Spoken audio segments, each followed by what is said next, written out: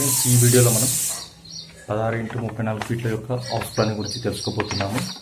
ఈ వీడియోని పూర్తిగా చూడండి. అదేవిధంగా ఈ వీడియోలో మీకు ఏమన్నా డౌట్స్ కనుక ఉంటే కింద కామెంట్ బాక్స్లో మాకు తెలియజేయండి, మేము దానికి సమాధానాలు చెప్తాము. అదేవిధంగా 16x34 ఫీట్ల హౌస్ ప్లానింగ్ సంబంధించి ఫుల్ వీడియో ఉంది. ఆ వీడియోని పూర్తిగా చూడండి. అదేవిధంగా మీకు ఒక హౌస్ ప్లానింగ్ సంబంధించి ఒక అవగాహన వస్తుంది. ఫ్రెండ్స్, ఈ వీడియో నచ్చితే లైక్ చేయండి, తప్పకుండా సబ్స్క్రైబ్ చేయండి. హాయ్ ఫ్రెండ్స్, ఈరోజు మనం ఈ వీడియోలో 16x34 ఫీట్ల యొక్క హౌస్ ప్లానింగ్ గురించి ఈ వీడియోలో తెలుసుకుందాము. టోటల్గా 612 స్క్వేర్ ఫీట్ యొక్క హౌస్ ప్లానింగ్ గురించి మనం ఈ వీడియోలో తెలుసుకోబోతున్నాము. హౌస్ ప్లానింగ్ అనేది ఈ విధంగా ఉంటుంది, మీరు ఇక్కడ చూడొచ్చు. అయితే ఈ ప్లానింగ్ అనేది ఈ విధంగా ఉంటుంది, మీరు ఇక్కడ చూడొచ్చు. Kitchen room, bedroom, dining area, అదేవిధంగా టాయిలెట్ రూమ్, అదేవిధంగా బెడ్రూమ్ ఈ విధంగా ఉంటుంది.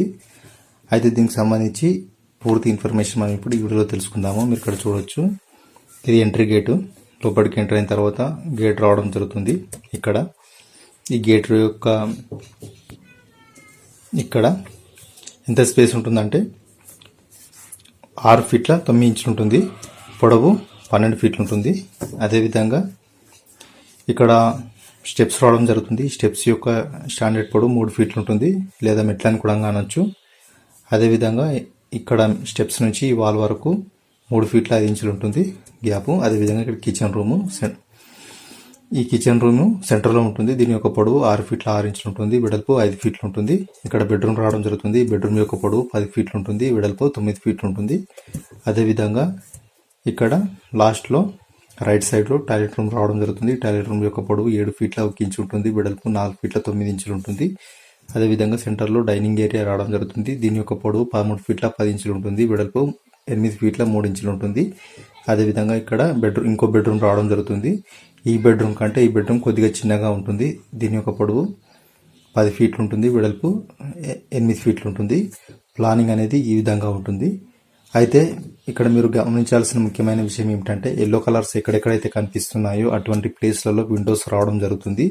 మీరు ఇక్కడ చూడొచ్చు, బెడ్రూమ్కు 2 విండోస్, అదేవిధంగా డైనింగ్ ఏరియాకు 1, అదేవిధంగా టాయిలెట్ రూమ్కు 2, ఈ బెడ్రూమ్కు 2, అదేవిధంగా కిచెన్ రూమ్కు 2, అదేవిధంగా మెట్ల దగ్గర 1, టోటల్గా 1, 2, 3, 4, 5, 6, 7, 8, 9 విండోస్ రావడం జరుగుతుంది.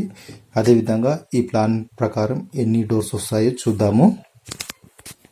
మీరు ఇక్కడ చూడొచ్చు ఫ్రెండ్స్, టాయిలెట్ బాత్రూమ్కు ఒక డోర్ వస్తుంది.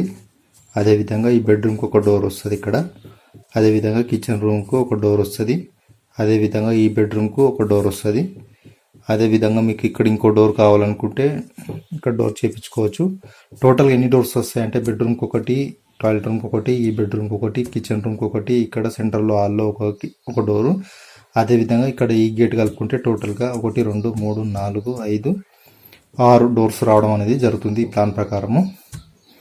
అదేవిధంగా ఇటువంటి మరిన్ని ప్లాన్స్ కావాలంటే మా ఛానల్ని తప్పకుండా సబ్స్క్రైబ్ చేయండి. అదేవిధంగా ఈ వీడియోని షేర్ చేయండి. అదేవిధంగా మీకు హౌస్ ప్లానింగ్ సంబంధించి మరిన్ని వీడియోలు కావాలంటే మా ప్లేలిస్ట్లో హౌస్ ప్లానింగ్ తెలుగు అని ప్లేలిస్ట్ ఉంటుంది. ఆ ప్లేలిస్ట్లోకి పోతే మీకు 100కు పైగా హౌస్ ప్లానింగ్ సంబంధించి వీడియోలు ఉన్నాయి, అందులో మీరు చూసుకోవచ్చు.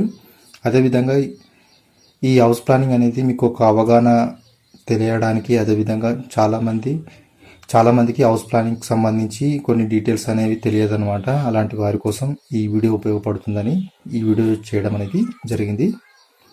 ఫ్రెండ్స్, ఈ వీడియో నచ్చితే లైక్ చేయండి, షేర్ చేయండి, తప్పకుండా సబ్స్క్రైబ్ చేయండి. Thank you for watching this video.